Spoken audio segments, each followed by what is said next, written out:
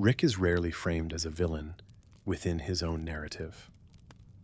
He arrives when something is broken, destroys whatever stands in his way, and leaves behind a universe that is technically safer than before. Compared to the tyrants, monsters, cult leaders, and conquerors he confronts, Rick often looks like a necessary evil rather than a moral failure. Yet this comparison only works if morality is measured by intent or outcome alone. When examined through responsibility, awareness, and choice, Rick's moral position becomes far more troubling than that of many enemies he defeats. Most villains in Rick's universe operate within belief systems. They may be authoritarian, delusional, fearful, or desperate, but they act according to internal rules. Their harm is justified in their own minds by necessity. Survival, order, revenge, destiny, ideology. These frameworks limit how they understand their actions. They may be wrong, but they are constrained by belief. Their cruelty is shaped by conviction, even when that conviction is false. Rick does not share this limitation. He understands moral systems without subscribing to them. He recognizes suffering, predicts consequences, and is fully aware of alternatives. His intelligence removes ignorance as an excuse. When Rick chooses destruction, humiliation, or collateral damage, he does so with clarity. This awareness fundamentally alters the moral weight of his actions. Harm committed in ignorance differs from harm committed with full understanding and disregard. Rick also possesses an advantage most villains lack: escape from consequence. When a villain destroys a world, that destruction defines them. It shapes their fate. They are hunted, punished, overthrown, or killed. Rick, by contrast, can abandon the aftermath entirely. He can move to another universe, reset his environment, or replace victims with versions that make loss abstract. This freedom reduces personal cost, but it increases moral responsibility. The less consequence one faces, the greater the obligation to choose restraint. Instead, Rick often chooses escalation. He does not merely stop threats.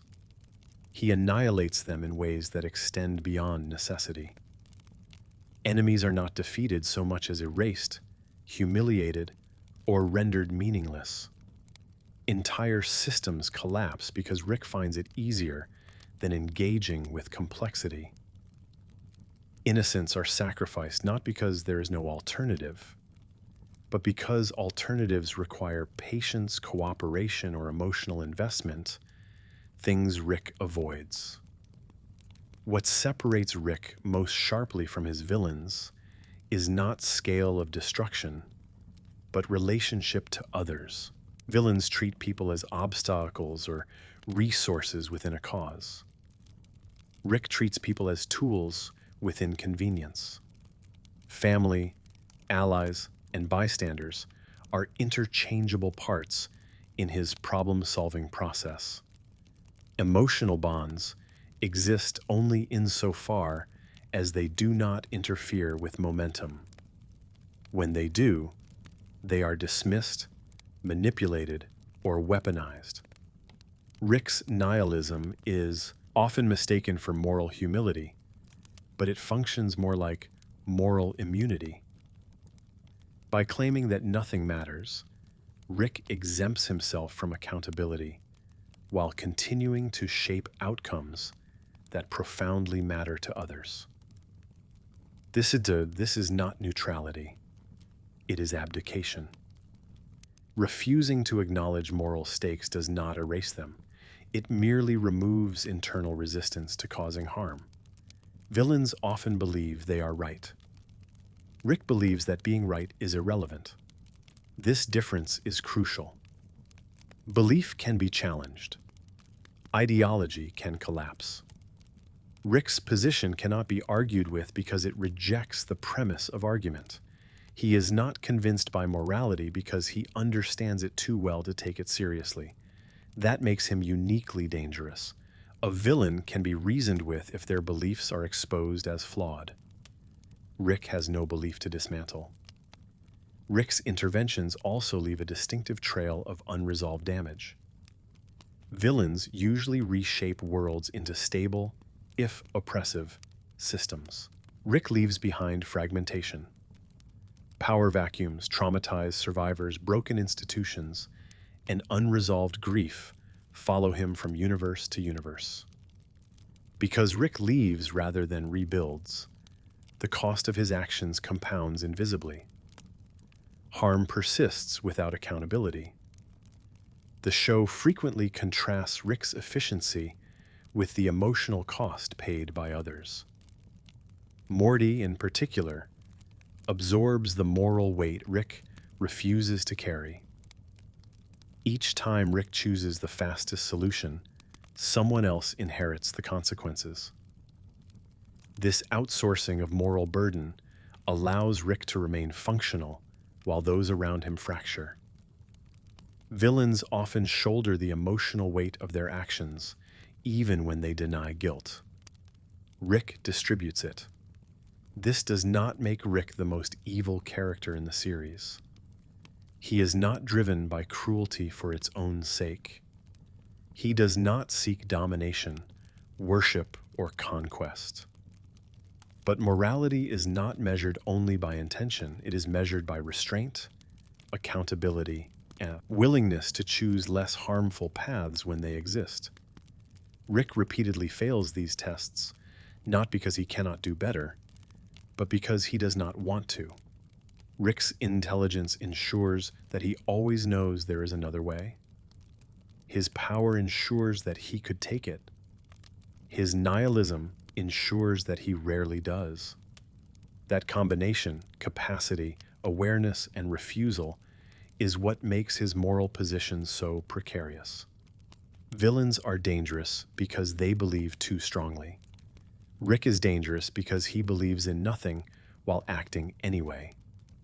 In that sense, Rick is not morally worse than every villain he fights, but he is morally less constrained than almost all of them.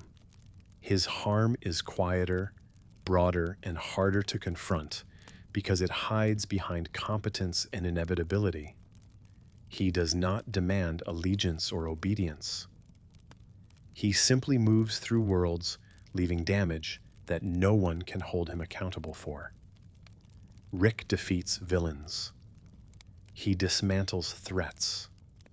He saves lives in the immediate sense. But morality is not defined only by what one stops.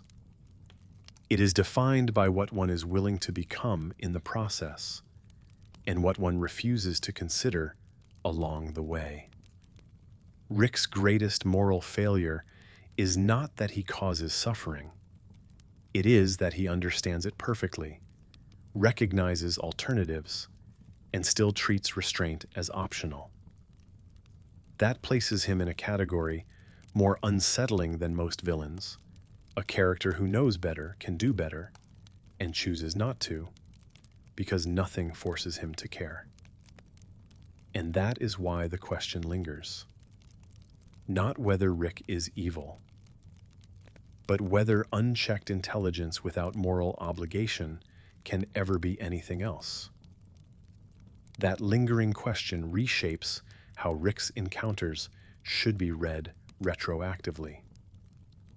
When Rick confronts an antagonist, the conflict is rarely between good and evil. It is between competing ways of imposing order on chaos. Villains attempt to enforce their order through control, ideology, or domination. Rick enforces his through dismissal. He does not replace one system with another. He removes systems entirely. This distinction makes his actions feel liberating in the moment while ensuring long-term instability. Villains usually want something specific: power, safety, recognition, survival, revenge. Their actions are directed toward an outcome they believe will resolve their suffering or secure their position. Rick does not seek resolution. He seeks relief. Relief from effort, from emotional labor, from sustained responsibility. His violence is often a shortcut away from engagement rather than a step toward a goal. That makes his harm less purposeful, but more pervasive. Because Rick does not anchor his actions to a cause, the damage he leaves behind lacks narrative closure. A defeated villain leaves a story with an end. Rick leaves stories unfinished. Communities are destabilized, families are shattered, and institutions collapse without replacement. The absence of follow-through is itself a moral act, choosing not to repair what one has broken, when repair is possible, extends harm beyond the initial act. Rick's defenders often point to scale. Compared to galaxy-ending tyrants or genocidal regimes, Rick's actions seem smaller, more situational. Yet scale alone does not determine moral weight. Frequency matters. Rick causes moderate harm constantly across countless worlds. Villains cause extreme harm occasionally. Over time, cumulative damage rivals singular atrocities.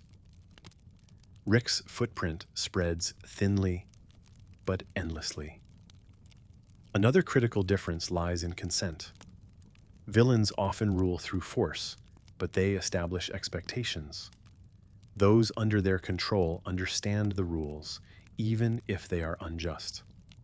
Rick's interventions are unilateral and unpredictable. He enters lives without consent, alters them irreversibly, and leaves without explanation. The lack of predictability strips others of agency. Harm without warning or structure is harder to resist and harder to recover from. Rick's intelligence allows him to foresee these outcomes. He understands how unpredictability traumatizes. He understands how systems fail when leadership disappears. He understands how survivors internalize chaos. That understanding does not slow him down. It informs his efficiency. This is where moral comparison becomes uncomfortable. Villains often underestimate the harm they cause. Rick calculates it and proceeds anyway. Rick's relationship to mercy further complicates the picture. Villains may show mercy selectively, often to reinforce control or ideology. Rick's mercy is inconsistent and self-serving. He spares lives when it amuses him, when it reduces effort, or when he feels momentary attachment. Mercy becomes arbitrary rather than principled. Those spared do not receive justice. They receive indifference. Arbitrary mercy erodes trust as much as cruelty does. The show repeatedly demonstrates that Rick's presence destabilizes moral environments. Characters exposed to him adopt harsher survival strategies, lower expectations of fairness, and increased tolerance for collateral damage. Morty's gradual hardening is not an accident. It is a byproduct of Rick's moral posture. Villains corrupt through ideology. Rick corrupts through normalization. What once seemed unacceptable becomes routine simply because Rick treats it as such. This normalization is perhaps Rick's most damaging trait. He does not argue that cruelty is necessary. He behaves as though it is inevitable. This removes moral friction, not only for himself, but for those around him. Villains provoke resistance because their goals are visible. Rick provokes adaptation. People change to survive around him. That change often involves suppressing empathy, lowering standards and accepting loss as unavoidable. Rick's ability to leave also denies others the chance to resist meaningfully. Villains can be opposed, overthrown, or defeated within the same system they dominate. Rick cannot. He exits before opposition can form. This asymmetry grants him power without vulnerability. Moral accountability requires the possibility of response. Rick's mobility eliminates that possibility. None of this suggests that Rick intends to be worse than the villains he fights. Intent, however, is not the sole measure of morality. Rick's actions demonstrate a pattern of choosing convenience over care, speed over repair, and detachment over responsibility. Each individual choice can be rationalized. The pattern cannot. The show often frames Rick's behavior as tragic rather than monstrous, and that framing matters. Rick's nihilism is born from loss, not malice. But tragedy does not negate harm. Understanding why someone causes damage does not absolve them of responsibility for continuing to do so when alternatives exist. Rick's villains often collapse under scrutiny. Their beliefs are exposed as flawed, their systems unsustainable. Rick never collapses in this way because he does not build systems to begin with.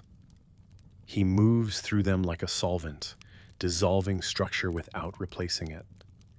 This avoids ideological failure, but guarantees moral fallout. The uncomfortable implication is that Rick's moral position is harder to confront than that of his enemies. You cannot defeat indifference with rebellion. You cannot overthrow someone who refuses to stay. You cannot appeal to values someone openly rejects. Rick's lack of moral anchoring makes him immune to the very pressures that check villainy. As a result, Rick's actions persist unchecked, not because they are justified, but because they are difficult to frame as wrong within a universe he constantly destabilizes. The show does not resolve this tension. It allows it to sit uncomfortably, resurfacing in the emotional damage carried by others long after Rick has moved on. This is why the question of whether Rick is morally worse than his villains refuses to settle. It is not a comparison of body counts or intentions. It is a comparison of constraint. Villains are constrained by belief, fear, or desire. Rick is constrained only by effort, and when effort becomes the sole limit on harm, morality becomes optional rather than foundational. That is the space Rick occupies, not as the worst villain, but as the least bound one. That lack of binding reshapes how moral responsibility operates around Rick. Responsibility usually emerges from limits. When someone cannot escape consequences, they must negotiate with them. Rick's near-total freedom removes that negotiation. He does not need to justify himself to victims, rebuild what he breaks, or remain present long enough for judgment to form. This freedom does not make him omnipotent, but it makes him morally unanchored in a way most villains never achieve. Villains are defined by opposition. They need enemies, resistance, or compliance to validate their role. Rick does not. He can act entirely without recognition. This absence of relational grounding allows him to commit harm without integrating it into identity. Villains must see themselves as conquerors, saviors, or rulers. Rick does not need a role. He only needs momentum. Harm becomes incidental to movement rather than central to purpose. Because of this, Rick's violence often lacks symbolic meaning. Villainous violence sends messages: obedience, fear, dominance, ideology. Rick's violence sends none. It resolves inconvenience. This banality is what makes it disturbing. Harm without message cannot be negotiated with. It cannot be appeased, resisted, or reinterpreted. It simply happens and moves on. Rick's detachment also disrupts traditional moral accounting. Villains accumulate guilt or infamy. Rick accumulates distance. Each universe abandoned reduces emotional residue. Each reset erodes memory. Over time, this creates a gap between action and consequence so wide that moral reckoning never forms. Rick is not absolved. He is unreachable. This distance affects those closest to him most acutely. Family members, especially Morty, experience the downstream effects Rick avoids. They remember worlds Rick forgets, losses Rick replaces, and people Rick dismisses as interchangeable. The moral cost Rick refuses to internalize is redistributed. Responsibility does not disappear, it migrates. Rick's moral lightness is purchased with someone else's weight. Villains often carry their own weight, even when they deny it. Their obsession, paranoia, or desperation reflects internal strain. Rick's nihilism functions as a pressure release valve. By rejecting meaning, he avoids accumulation.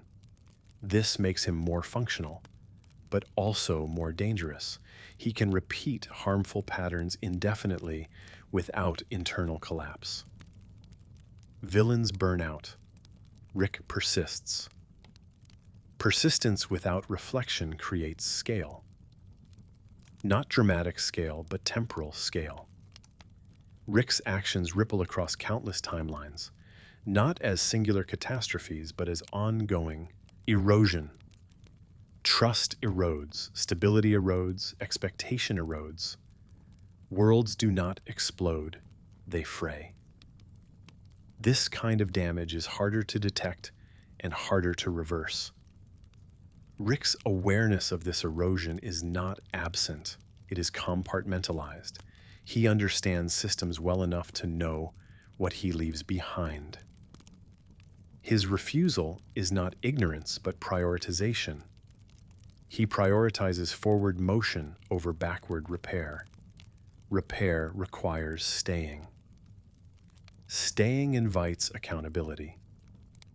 Accountability threatens autonomy. Rick chooses autonomy every time. This choice differentiates him from many villains.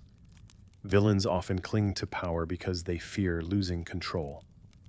Rick clings to autonomy because he fears obligation. Obligation would require him to acknowledge that his actions matter beyond the moment they solve. That acknowledgement would impose limits. Rick avoids limits even when he understands their necessity for others.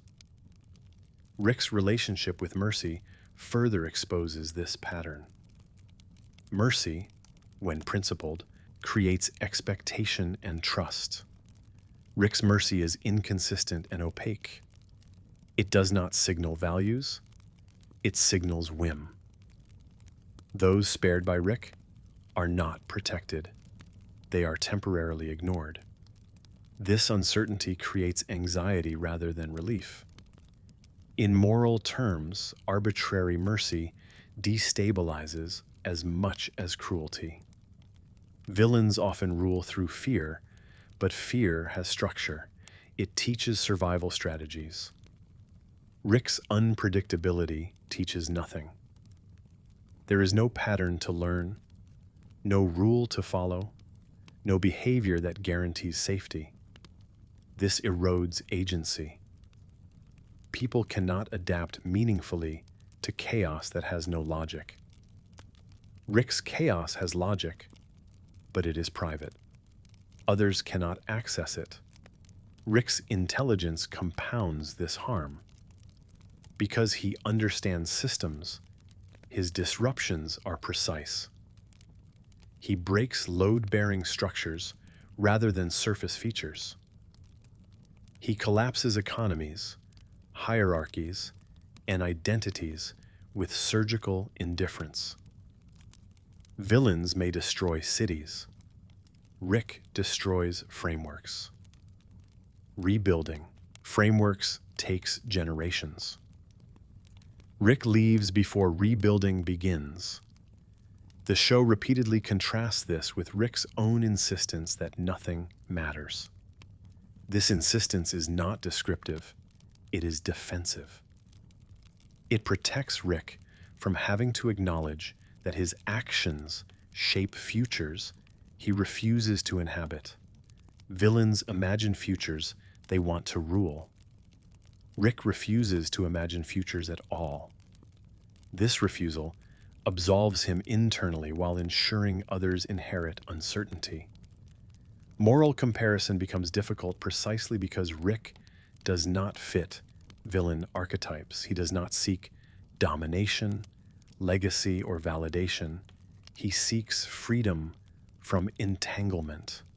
Yet freedom without responsibility produces harm just as reliably as tyranny. The difference lies in visibility. Tyranny announces itself. Indifference dissolves quietly. Rick's encounters rarely end with restoration. They end with absence. The villain is gone. Rick is gone. What remains is a vacuum. Vacuums do not stay empty. They are filled by instability, resentment, or new threats. Rick does not return to address these outcomes. From his perspective, the problem is solved. From everyone else's, it has transformed. This transformation is where Rick's moral footprint becomes visible. He does not end cycles. He shifts them. Villains create cycles of oppression. Rick creates cycles of collapse and replacement. Both cause suffering. One at least acknowledges structure, the other denies it entirely. Rick's moral position is therefore not best described by comparing atrocities. It is better understood by examining what he refuses to do. He refuses to stay. He refuses to repair. He refuses to be accountable. These refusals are choices enabled by his power. Power without refusal would look different. Rick's consistent refusal defines his moral character more than any single act of violence. The show does not demand a verdict on Rick. It presents the conditions and allows discomfort to accumulate. Rick's charisma, humor, and competence make him appealing. His indifference makes him dangerous. Both coexist. The audience is invited to enjoy his victories while noticing the debris left behind. Whether Rick is morally worse than the villains he fights depends on where morality is located. If it is located in intent, Rick fares better. If it is located in belief, Rick evades judgment. If it is located in consequence and choice, Rick becomes increasingly difficult to defend. Because unlike his enemies, Rick knows exactly what he is doing. And unlike them, nothing forces him to stop. That absence of external force is what keeps the moral imbalance active rather than resolved. Rick exists in a state where restraint must be self-imposed, yet he consistently treats self-restraint as optional. This places him in a moral category distinct from most antagonists he faces. Villains are shaped by pressure. Rick is shaped by avoidance of it. Where villains react to constraints, Rick designs his life to eliminate them. Because Rick removes constraint, his decisions are governed almost entirely by convenience. Convenience becomes his primary ethical filter. If an action is faster, cleaner for him, or requires less emotional engagement, it is favored, even when alternatives exist that would reduce harm. Villains often commit atrocities to preserve power or belief. Rick commits harm to preserve momentum. Momentum becomes his overriding value. This focus on momentum explains why Rick rarely pauses to assess aftermath. Reflection slows movement. Reflection creates attachment. Attachment creates obligation. Rick avoids all three. Villains often dwell on their victories or failures because those outcomes reinforce identity. Rick does not linger. He treats outcomes as interchangeable as long as forward motion continues. This disposability extends to people, places, and even versions of himself. Rick's intelligence amplifies this tendency. He does not need to compromise because he can, usually, force an outcome. He does not need to persuade because he can overpower. He does not need to negotiate because he can leave. Each of these abilities removes a traditional moral checkpoint. Where others must weigh trade-offs, Rick bypasses them. Bypassing trade-offs feels efficient, but it strips decisions of ethical friction. Ethical friction is what slows harm. It is the hesitation that allows alternatives to surface. Villains often experience this friction internally, even when they suppress it. Rick rarely does, not because he lacks awareness, but because he treats awareness as irrelevant to action. Awareness becomes data rather than guidance.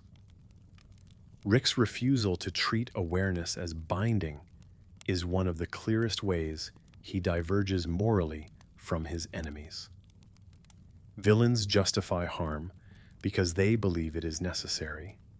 Rick knows harm is unnecessary in many cases and proceeds anyway. This is not malice. It is indifference paired with power. Indifference, when scaled across infinite contexts, produces a unique kind of damage. This damage is not always visible as destruction. Often, it manifests as erosion. Norms erode, expectations erode, stability erodes. People learn that survival requires becoming colder, quieter, and more adaptable. Morty's evolution reflects this erosion directly. He becomes more capable by shedding parts of himself. Rick treats as liabilities. That shedding is not demanded by villains. It is induced by proximity to Rick. Villains create enemies. Rick creates environments where empathy becomes inefficient. That shift has lasting moral implications. When empathy is inefficient, it is abandoned. When it is abandoned repeatedly, it becomes unfamiliar. Rick does not command others to become less empathetic. He models a world where empathy slows survival. Others follow. Rick's defenders often argue that his actions prevent greater harm. This is sometimes true. But prevention does not automatically equal justification.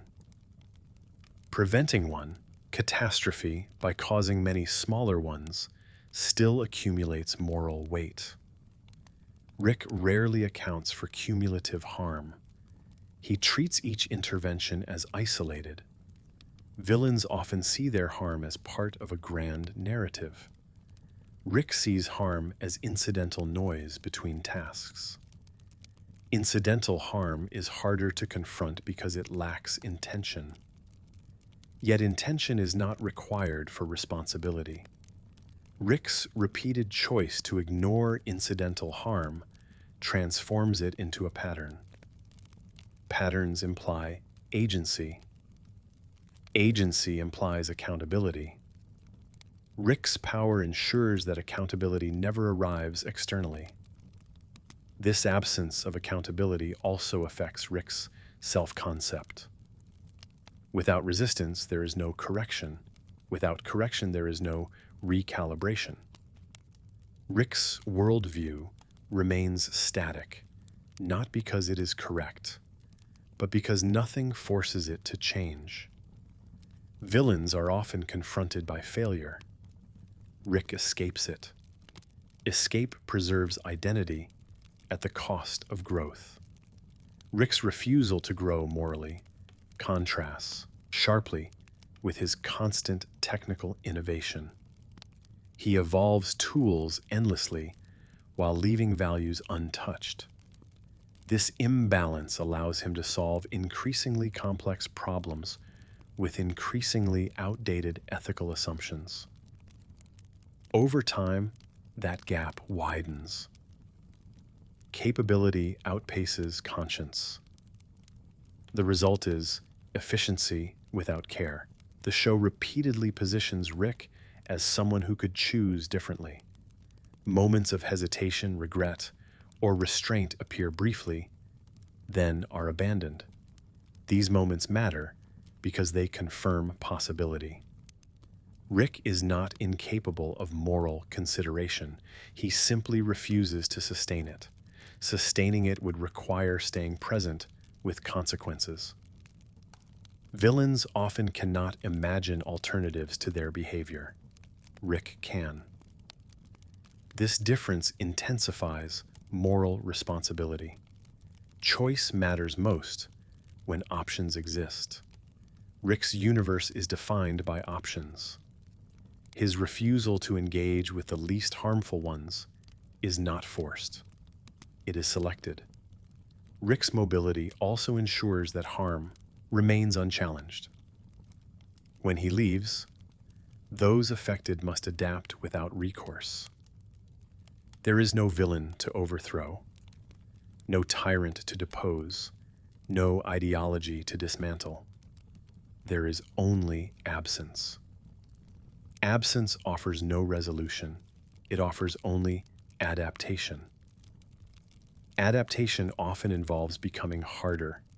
This is how Rick's moral impact spreads, not through domination, but through normalization. People learn to live with instability, loss, and indifference because those are the conditions Rick leaves behind. Villains impose suffering. Rick teaches people how to endure it. Endurance without justice reshapes values. Rick's moral position, therefore, cannot be evaluated solely by comparing his actions to those of his enemies. It must be evaluated by examining what his presence changes in others. Villains inspire rebellion or submission. Rick inspires resignation or adaptation. Both are damaging. The latter is quieter. As Rick continues operating without moral anchoring, his role remains ambiguous. He stops threats while creating environments where threat becomes ambient. He saves lives while hollowing out meaning. He prevents catastrophes while ensuring that nothing ever fully heals.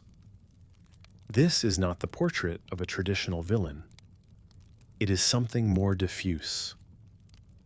A force that reduces harm in the short term while amplifying it over time through neglect and avoidance. And because Rick understands this dynamic, even if he refuses to engage with it, the question of moral comparison never resolves cleanly. It persists as long as Rick continues choosing convenience over care, freedom over responsibility, and movement over repair. The tension remains active, embedded in every encounter where Rick could slow down, stay, and rebuild, but instead moves on. leaving others to live with what he decided did not matter enough to face. That pattern of moving on, rather than repairing, continues to redefine what victory means when Rick is involved. A threat is neutralized, but the conditions that produced it are rarely addressed. Villains are removed, yet the instability that allowed them to rise remains untouched. Rick treats this as acceptable because it preserves efficiency. Moral responsibility, however, extends beyond neutralization. It includes stewardship. Rick refuses stewardship because it binds him to time and place. Villains often seek permanence. They want their rule, ideology, or legacy to endure. Rick wants the opposite. He wants impermanence because permanence creates obligation. This inversion places Rick outside traditional moral frameworks. Most ethical systems assume actors are embedded in communities they must continue to inhabit. Rick designs his life to avoid inhabitation altogether. He is present only long enough to act, never long enough to answer for it. This transient existence allows Rick to treat harm as localized even when it is not. Each universe feels separate. Each intervention feels discrete. But continuity exists for those who remain behind. Their lives do not reset. Their grief does not dissolve when Rick leaves. Rick's moral calculus ignores this continuity because acknowledging it would collapse the illusion that harm can be compartmentalized. Rick's intelligence makes this compartmentalization a choice, not a blind spot. He understands continuity well enough to manipulate it when it suits him. He tracks timelines, probabilities, and causal chains with precision. When continuity is inconvenient, he discards it. This selective respect for causality underscores the moral imbalance. Villains are often trapped by causality. Rick opts out. Opting out repeatedly reshapes the moral landscape. People learn that justice is unreliable, that repair is optional, and that power does not guarantee care. These lessons persist even after Rick is gone. Villains leave scars. Rick leaves lessons. Those lessons teach adaptation rather than resistance. Over time, adaptation without accountability becomes a new norm. Rick's behavior also distorts proportionality. Because he operates at extreme capability, his responses often exceed the scale of the threat. This over-response is justified internally as efficiency. Yet proportionality is a core moral principle precisely because it limits collateral harm. Villains often justify disproportionate force through ideology. Rick justifies it through impatience. Impatience with complexity becomes its own form of moral failure. Rick's impatience extends to people as much as problems. He does not invest in understanding motivations unless it serves immediate resolution. Villains often obsess over others' beliefs, even if only to control them. Rick dismisses belief as noise. This dismissal leads him to underestimate the long-term effects of humiliation, trauma, and loss. Those effects do not register as threats until they resurface later, often in mutated form. When those consequences return, Rick treats them as new problems rather than delayed results of old actions. This temporal fragmentation absolves him of responsibility in his own mind. Each situation appears isolated. Patterns disappear. Without patterns, accountability dissolves. Villains are often undone by patterns of behavior becoming visible. Rick prevents that visibility by constantly changing context. Rick's moral insulation also affects how others interpret their own actions. Characters influenced by Rick begin to justify harm through pragmatism rather than belief. They learn that caring slows survival. This lesson is subtle but pervasive. It does not demand cruelty. It rewards indifference.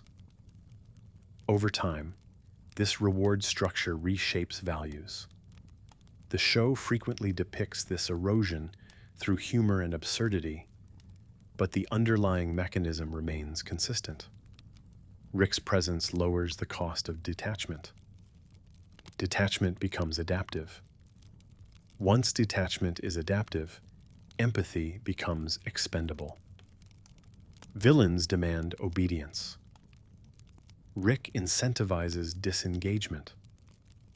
Both reduce agency, but in different ways. Rick's refusal to engage morally also prevents closure. Villains are defeated, punished, or killed, providing narrative endpoints. Rick leaves narratives unresolved. Survivors must integrate trauma without explanation or restitution. This unresolved state prolongs suffering in quieter forms. Healing requires acknowledgement. Rick offers none. Despite this, Rick is not portrayed as unaware. Moments of hesitation suggest recognition. He understands that his choices have weight. He simply refuses to carry it. Carrying it would require slowing down, staying present, and accepting limits. Limits threaten his autonomy more than any enemy ever could. This is why comparisons to villains remain unstable. Villains are constrained by fear, desire, or belief. Rick is constrained only by inconvenience. When inconvenience is the sole barrier to harm, morality becomes optional. Rick does not deny morality exists. He denies that it should apply to him consistently. As long as Rick continues to operate this way, his moral footprint remains diffuse but expansive. He is not the worst villain because he does not seek domination or suffering. Yet his refusal to accept responsibility ensures that harm accumulates without correction. He creates worlds where survival is possible but healing is rare. The question of whether Rick is morally worse than his enemies persists not because the answer is simple, but because Rick occupies a space beyond traditional judgment. He is not evil in intent, but he is dangerous in practice. His intelligence removes excuses. His power removes consequences. His nihilism removes restraint. And so the comparison remains active, resurfacing with each encounter where Rick could choose to stay, repair, and account for what he has done, but instead chooses to move on, leaving behind the slow work of recovery for others to shoulder while he disappears into the next problem that demands his attention. That disappearance also warps how morality is perceived by those who witness Rick's actions repeatedly. When the most powerful individual in the room treats ethical consideration as optional, morality begins to look ornamental rather than functional. It becomes something people talk about rather than something that governs behavior. Rick does not argue against morality. He simply behaves as though it has no operational value. Over time, this behavior teaches others what actually matters in practice. Villains usually enforce a moral order, even if it is corrupt. Their rules are visible. Punishments are predictable. Rick enforces no order at all. His interventions are situational and personal. This unpredictability removes the possibility of moral learning. People cannot adjust behavior to avoid harm, because harm is not linked to any stable rule.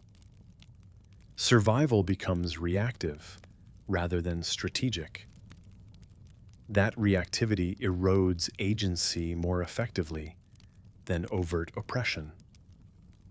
Rick's moral detachment also collapses distinctions between justified and unjustified harm. When all outcomes are framed as equally meaningless, proportionality disappears. Rick may stop a tyrant, but he may also casually destroy lives unrelated to the conflict.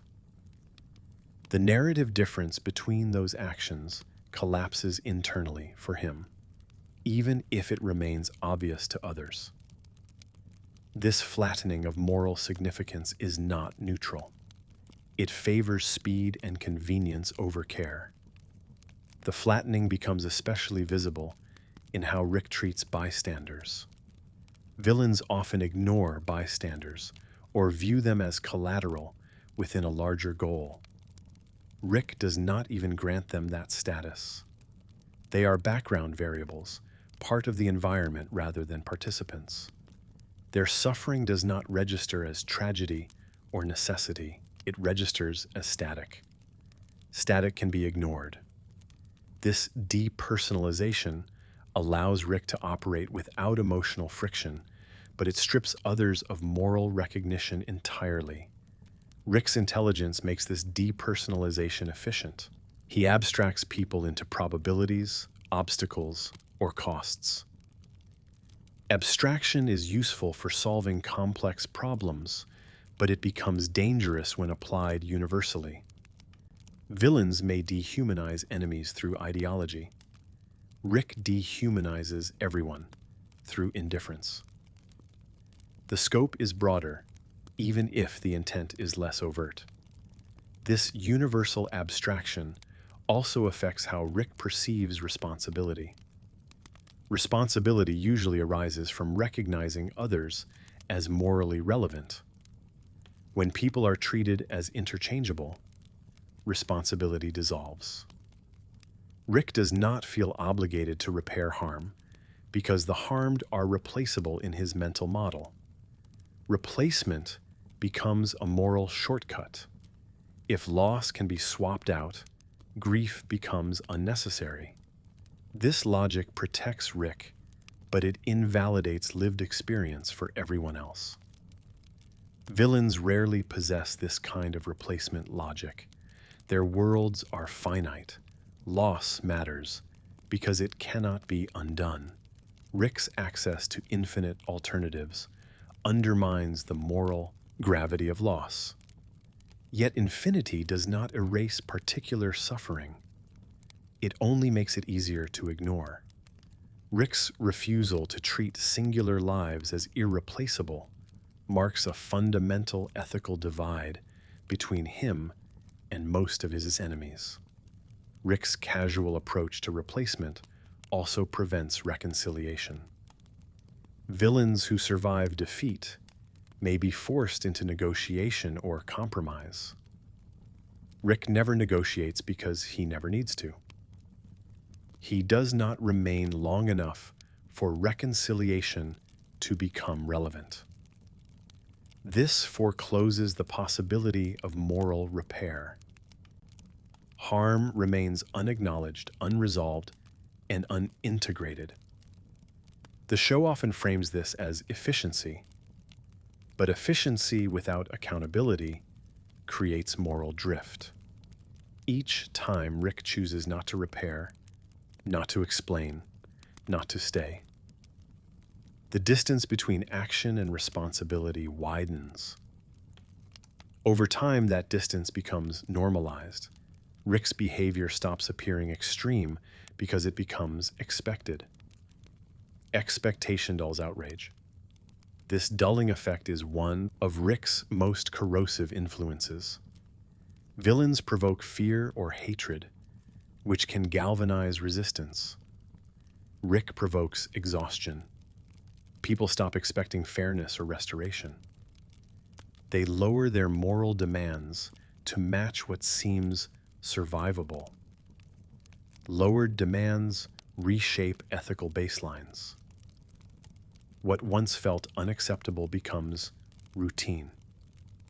Rick's role in this shift is indirect but consistent.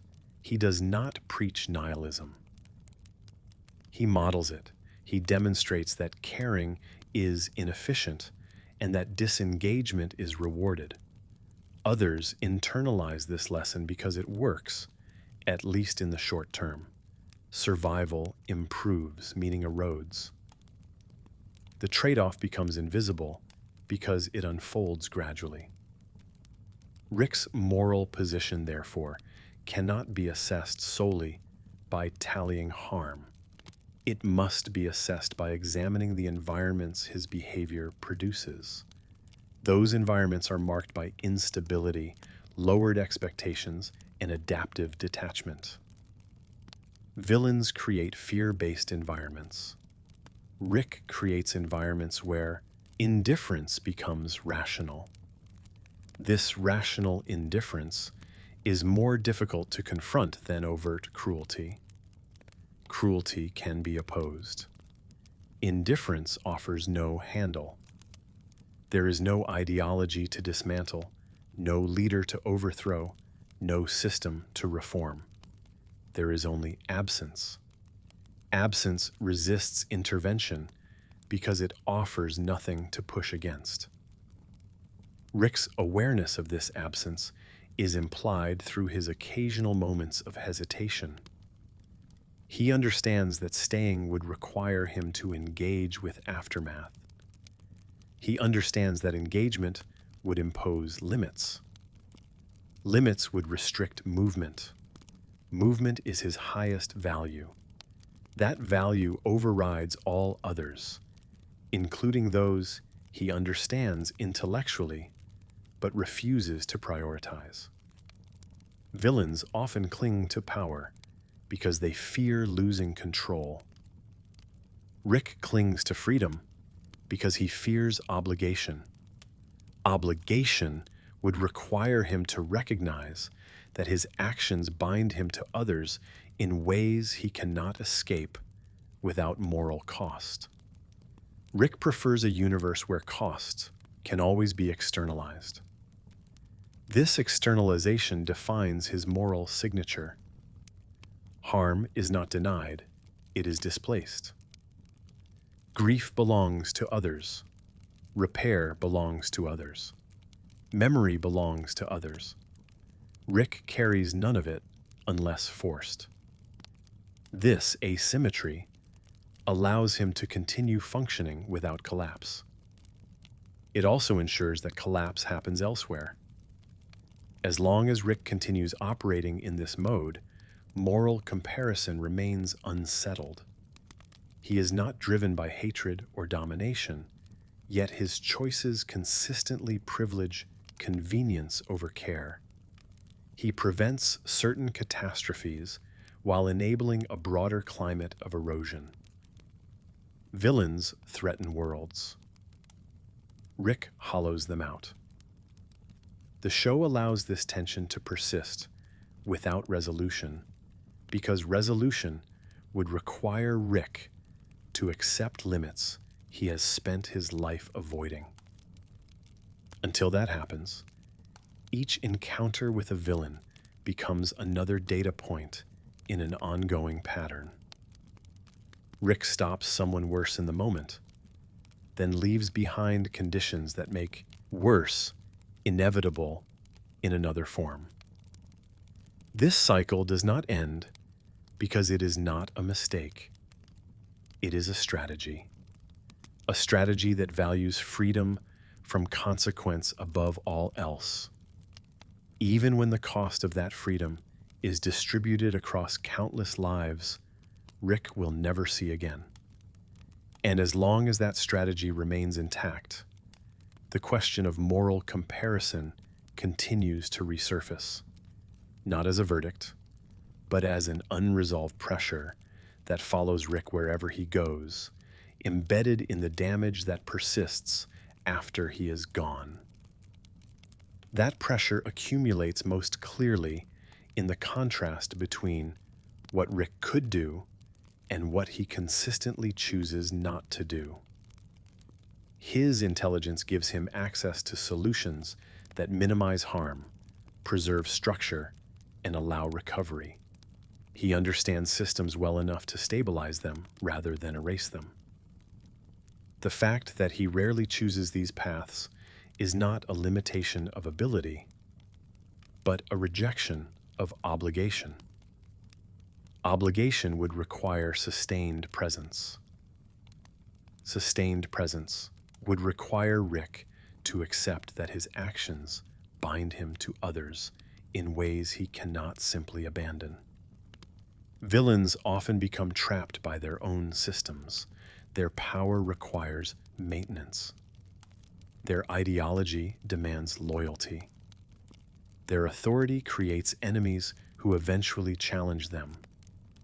Rick avoids this trap by refusing to build anything that requires upkeep. He dismantles rather than governs. He exits rather than rules. This strategy protects him from overthrow, but it also exempts him from responsibility. The moral cost of exemption is invisible in the short term and immense over time. Rick's refusal to engage in maintenance is not framed as laziness. It is framed as superiority.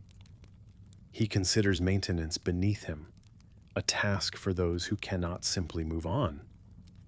Yet maintenance is where morality lives. Caring for consequences, repairing damage, and sustaining relationships are the mechanisms through which ethical commitments are expressed. By rejecting maintenance, Rick rejects the primary arena in which moral responsibility operates.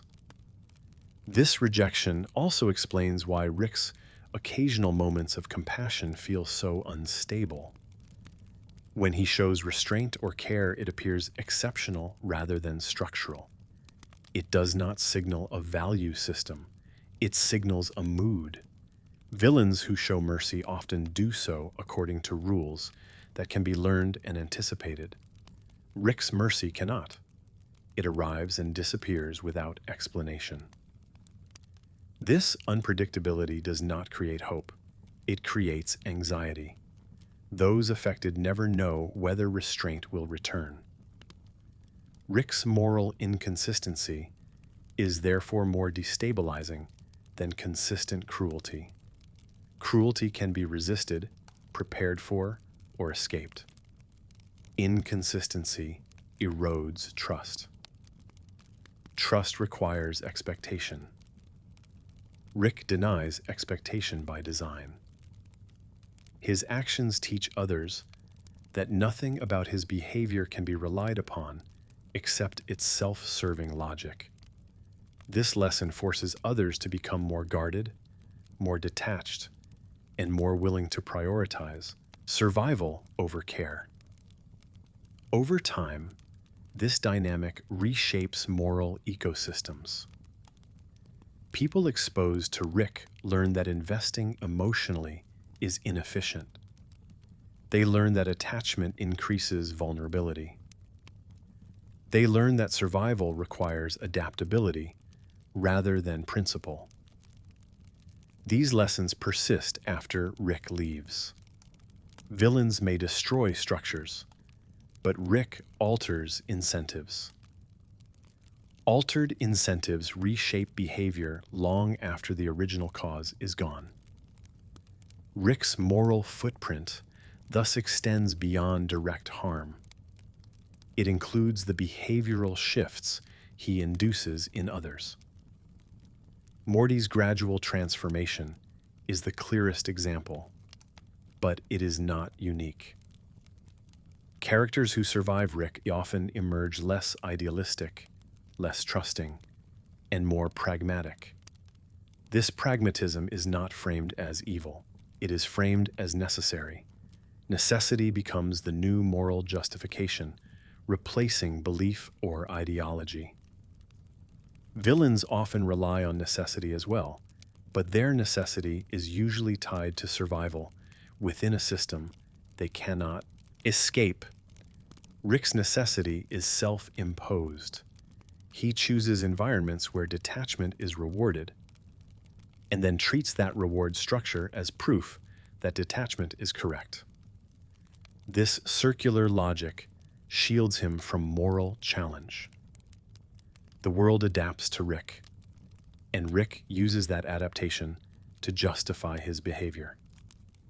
The show repeatedly presents opportunities for Rick to break this cycle. Moments where staying would matter. Moments where repair would reduce future harm. Moments where accountability would change trajectories. Rick consistently rejects these opportunities, not because they are impossible, but because they would require him to accept limits. Limits threaten his identity more than any villain ever could. Villains are often undone by their inability to adapt. Rick adapts endlessly at a technical level, but not at a moral one. His refusal to evolve ethically contrasts sharply with his constant innovation elsewhere. This imbalance produces a form of stagnation that masquerades as freedom. Rick remains unbound but unchanged. Others bear the cost of that stasis. Rick's moral position therefore remains deeply ambiguous. He is not driven by malice, but his indifference produces harm with remarkable consistency.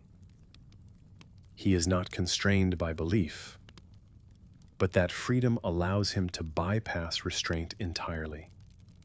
He is not accountable, but that absence ensures that patterns repeat without correction. This is why the comparison to villains never settles. Villains are dangerous because they pursue destructive ends. Rick is dangerous because he treats ends as irrelevant. Villains can be opposed, reasoned with, or overthrown. Rick cannot, because he refuses to stay in any context long enough for opposition to matter. The show does not ask the audience to condemn Rick outright. It asks them to notice what his presence does to the worlds he touches. Safety improves briefly. Stability declines slowly. People survive, but something essential erodes. That erosion is harder to dramatize than explosions or tyranny, but it is no less real. Whether Rick is morally worse than the villains he fights ultimately depends on how morality is defined. If morality is intent, Rick escapes judgment. If morality is belief, Rick sidesteps it. If morality is responsibility for foreseeable harm and willingness to choose restraint when alternatives exist, Rick becomes increasingly difficult to defend because he sees the harm, because he knows the alternatives, and because he continues to choose the path that allows him to move on. Not as a monster, but as someone who understands exactly what he is leaving behind and decides again and again that it is not his problem to carry. That decision to not carry what he leaves behind is what ultimately places Rick outside the moral logic that governs most of the figures he opposes. Morality in practice is not enforced by intention or intelligence, but by continuity. It emerges when actions must be lived with over time. Rick has engineered his existence to minimize continuity. He passes through lives and worlds without remaining embedded in them. Without embeddedness, moral feedback cannot accumulate. Villains are usually trapped in the scissions they create. Even when they deny responsibility, their actions shape their environment in ways they cannot escape. Rick refuses that trap. He dismantles systems without replacing them, then exits before consequences solidify. This allows him to maintain a sense of moral neutrality while repeatedly destabilizing others. Neutrality, in this case, is not absence of harm, but absence of ownership. Rick's rejection of ownership is consistent across scales. He avoids owning relationships, outcomes, identities, and histories. Each of these would impose expectation. Expectation would require consistency. Consistency would require care. Care would limit his freedom. Rick's hierarchy of values is clear. Freedom from obligation outweighs all other considerations. This hierarchy drives every moral shortcut he takes. Villains often cling to power because they believe it will secure something they lack. Rick already has power. What he lacks is tolerance for constraint. Constraint reminds him that his actions matter beyond the moment they solve. Rather than accept that reminder, he designs his life to outrun it. This design choice is deliberate. It is not forced by circumstance. It is sustained by capability. The moral discomfort surrounding Rick stems from this deliberateness. He is not cornered. He is not deceived. He is not acting under existential threat. He chooses convenience repeatedly, even when the cost is foreseeable and avoidable. Villains often commit harm because they believe there is no other way. Rick commits harm while knowing there are many. This knowledge intensifies responsibility. Ethical frameworks across cultures converge on one principle. Responsibility increases with power and awareness. Rick possesses both to an extreme degree. That makes his indifference heavier, not lighter. The absence of malice does not absolve him. It simply removes the comfort of villainy as an explanation. Rick's humor and self-awareness further complicate moral assessment. He acknowledges his own flaws openly. This acknowledgement functions as a pressure valve. By naming his failures, he preempts critique. He turns moral accusation into irony. Irony blunts urgency. It allows harmful patterns to persist without demanding change. Villains rarely possess this self-protective reflex. They defend themselves seriously, making their claims vulnerable. Rick deflects through awareness, making critique feel redundant. This self-awareness is often mistaken for accountability. It is not. Accountability requires change or restitution. Rick offers neither consistently. Awareness without adjustment becomes another form of insulation. He knows what he is doing and continues. Knowledge becomes armor rather than guide. Rick's impact on those closest to him reinforces this pattern. Morty's gradual desensitization, Summer's increasing cynicism, and Beth's instability are not incidental character traits.